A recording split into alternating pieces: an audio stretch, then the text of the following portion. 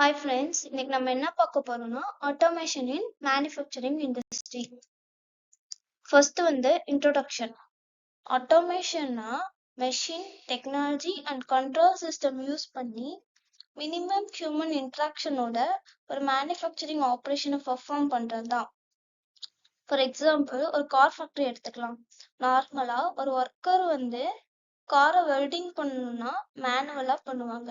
இதே automation use பண்ணுனா robot welding machine ஆட்டோமேட்டிக்காவே வெல்டிங் பண்ணிடும். இதனால ஒர்க்கர் மெஷினை ஆப்ரேட் இல்லாட்டி மானிட்டர் பண்ணா போதும். Next need for automation. Manufacturing இண்டஸ்ட்ரிக்கு ஆட்டோமேஷன் ஏன் தேவை? First increase production rate. Automation use பண்றனால மெஷின் ஃபாஸ்டாவும் கண்டினியூஸாவும் ஒர்க் பண்ணும். அதனால சேம் டைமிங்ல அதிக ப்ராடக்ட்ஸை ப்ரொடியூஸ் பண்ண முடியும். Second improve product quality. Machine same ஆப்ரேஷனை கண்டினியூஸாவும் கன்சிஸ்டன்டாவும் பெர்ஃபார்ம் பண்றனால ப்ராடக்ட் குவாலிட்டி இம்ப்ரூவ் ஆகும். Third reduce manufacturing cost. Manual labour requirement reduce ஆகுறதுனால மேனுஃபேக்சரிங் காஸ்ட்டும் ரெடியூஸ் பண்ண முடியும். Fourth reduce production time. Machine ஃபாஸ்டா ஒர்க் பண்றதுனால ஒரு ப்ராடக்ட் மேனுஃபேக்சர் பண்ண தேவையான டைம் ரெடியூஸ் ஆகுது. Fifth improve worker safety. Automation use பண்றதுனால டேஞ்சரஸான ஒர்க்கை ஹசார்டான ஒர்க்கை மெஷின் பெர்ஃபார்ம் பண்ணும். இதுல ஒர்க்கர்ஸ் இன்வால்வ் ஆக மாட்டாங்க. ஸோ ஒர்க்கர் சேஃப்டி இம்ப்ரூவ் ஆகுது. Sixth reduce material wastage. Machine அக்யூரேட்டா ஒர்க் பண்றதுனால அன்னெசரி மெட்டீரியல் வேஸ்டேஜ் ரெடியூஸ் ஆகும். Minimise human errors. Repeated operations machine கன்சிஸ்டன்டா பெர்ஃபார்ம் பண்றதுனால ஹியூமன் எரர்ஸ் ரெடியூஸ் ஆகும். லாஸ்டா improve overall efficiency. Production quality, safety and time எல்லாமே improve ஆகுறதுனால ஓவரால் மேனுஃபேக்சரிங் எஃபிஷியன்சியும் இம்ப்ரூவ் ஆகும். Next principles of automation. Automation introduce பண்றதுக்கு முன்னாடி டைரக்டா எல்லா மேனுவல் ஆப்ரேஷனும் மெஷினுக்கு ரீப்ளேஸ் பண்ண முடியாது. அதுக்குன்னு சில இம்பார்ட்டன்ட் பிரின்சிபல்ஸ் ஃபாலோ பண்ணுவாங்க. அதுதான் இந்த 6 principles. First understand the existing process. Automation பண்றதுக்கு முன்னாடி எக்ஸிஸ்டிங் ப்ராசஸ் எப்படி ஒர்க் ஆகுதுன்னு ஃபர்ஸ்ட் அண்டர்ஸ்டாண்ட் பண்ணி ஸ்டடி பண்ணணும். Second simplify the process. ப்ராசஸ்ல அன்னெசரி ஸ்டெப்ஸ் இருந்தா அதை ரிமூவ் பண்ணிட்டு ப்ராசஸை சிம்பிளா மாத்தணும். Third combine operation. இப்ப ட்ரில்லிங்கும் கட்டிங்கும் ஒரே மிஷின்ல பண்ண பாசிபிளான்னு பார்த்துட்டு மல்டிபிள் ஆப்ரேஷனை ஒரு சிங்கிள் மெஷினா சிஸ்டம் யூஸ் பண்ணி பெர்ஃபார்ம் பண்ற வைக்கலாம். Fourth use automation for repetitive task. Same ஒர்க்கை ஃபார் எக்ஸாம்பிள் இந்த ஒர்க் ரிப்பீட்டடா பண்றாங்க, டயரிங்கா பண்றாங்கன்னா இந்த ஒர்க்கை அந்த ஆப்ரேஷன்ஸை ஆட்டோமேட்டடா பண்ணலாம். Fifth provide feedback and control.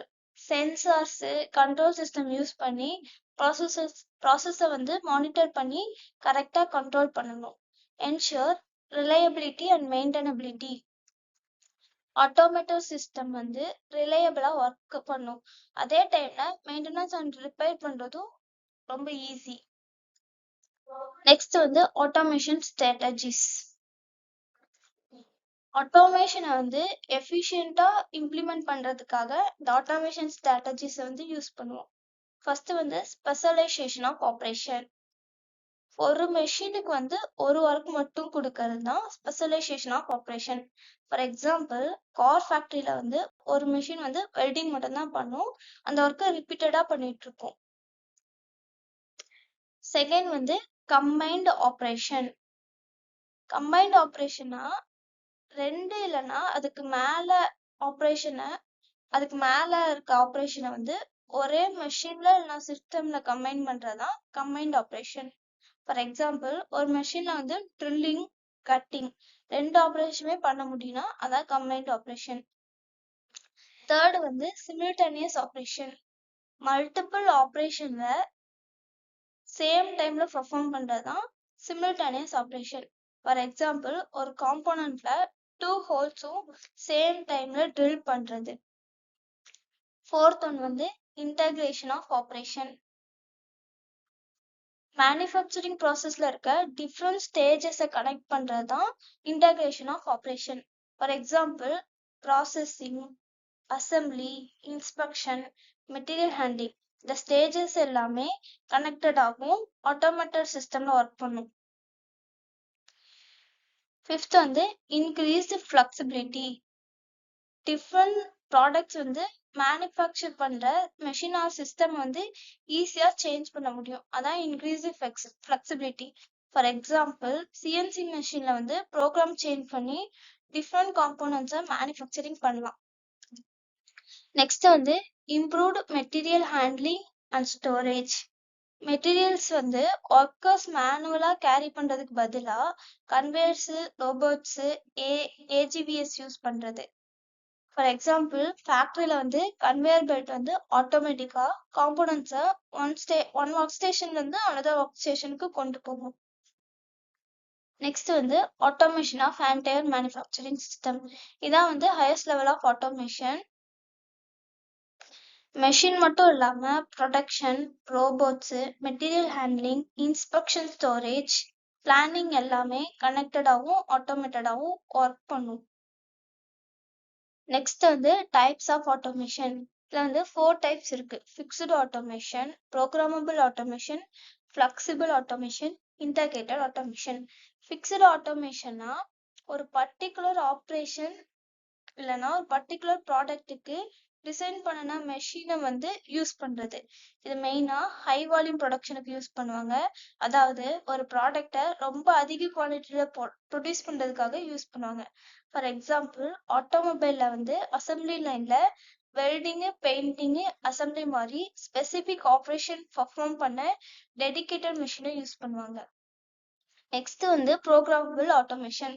Programmable ஆட்டோமேஷனா machine ப்ரோக்ராமை சேஞ்ச் பண்ணி டிஃப்ரெண்ட் ப்ராடக்ட்ஸை வந்து மேனுஃபேக்சர் பண்ண முடியும். இது வந்து மெயினா பேட்ச் ப்ரொடக்ஷனுக்கு யூஸ் ஆகும். அதாவது ஒரு particular quantity of one product produce பண்ணிட்டு அப்புறம் மெஷினோட ப்ரோக்ராமை சேஞ்ச் பண்ணி அனதர் ப்ராடக்டை ப்ரொடியூஸ் பண்ணுவாங்க. இதுக்கு எக்ஸாம்பிள் வந்து சிஎன்சி மெஷின்.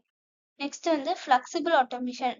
ஃபிளெக்சிபிள் ஆட்டோமேஷன்னா ஒரு மெஷின் இல்லைன்னா ஒரு சிஸ்டமை யூஸ் பண்ணி டிஃப்ரெண்ட் டைப்ஸ் ஆஃப் ப்ராடக்ட்ஸை வந்து ப்ரொடியூஸ் பண்ண முடியும்.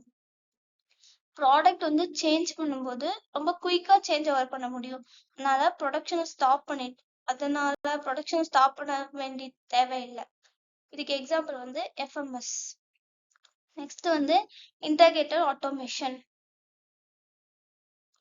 இன்டகிரேட்டட் ஆட்டோமேஷன்னா மேனுஃபேக்சரிங்ல இருக்கிற டிஃப்ரெண்ட் ஆக்டிவிட்டிஸை ஒன்னா கனெக்ட் பண்ணி டுகெதரா கண்ட்ரோல் பண்றது. For example, processing, assembly, inspection, material handling and storage மாதிரி டிஃப்ரெண்ட் ஆக்டிவிட்டிஸ் எல்லாமே இன்டகிரேட்டட் சிஸ்டம்ல கனெக்ட் ஆகி ஒர்க் ஆகும். அதனால மேனுஃபேக்சரிங் ப்ராசஸ் வந்து ஸ்மூத்தாகவும் கோஆர்டினேட்டாகவும் நடக்கும். இதுக்கு எக்ஸாம்பிள் வந்து சிஎம்ஐ. ஸோ இதோட அட்வான்டேஜ் அண்ட் லிமிடேஷன் என்னன்னா, ஆட்டோமேஷன் யூஸ் பண்றதுனால ப்ரொடக்டிவிட்டி வந்து ஹை ஆகும், பெட்டர் ப்ராடக்ட் குவாலிட்டி கிடைக்கும், சேஃப்டி இம்ப்ரூவ் ஆகும், ப்ரொடக்ஷன் டைம் வந்து ரெடியூஸ் ஆகும், மெட்டீரியல் வேஸ்டேஜ் வந்து ரெடியூஸ் ஆகும், லோயர் ஆப்ரேட்டிங் காஸ்ட் இருக்கும், பெட்டர் ப்ராசஸ் கண்ட்ரோல் இருக்கும். இதோட லிமிடேஷன் என்னன்னா high initial investment. Automation system install பண்றதுக்கு ஸ்டார்டிங்ல வந்து ரொம்ப ஹை இன்வெஸ்ட்மெண்ட் தேவைப்படும். ஸ்கில்டு பர்சனல் தான் தேவைப்படுவாங்க. ஏன்னா இது வந்து எல்லாமே வந்து மேனுவல் கிடையாது, எல்லாமே ஆட்டோமேஷன் சிஸ்டம்ல தான் பண்ணுவோம். அதனால ஸ்கில்டு லேபர்ஸ் வந்து தேவைப்படுவாங்க. மெயின்டெனன்ஸ் வந்து கொஞ்சம் காம்ப்ளெக்ஸா இருக்கலாம். Technology dependence. ப்ரொடக்ஷன் ரொம்ப டெக்னாலஜி டிபெண்ட் ஆகிடும். சிஸ்டம் ஃபெயிலியர் ஆனா ப்ரொடக்ஷன் வந்து அஃபெக்ட் ஆகலாம். may reduce some manual job opportunities. Thank you.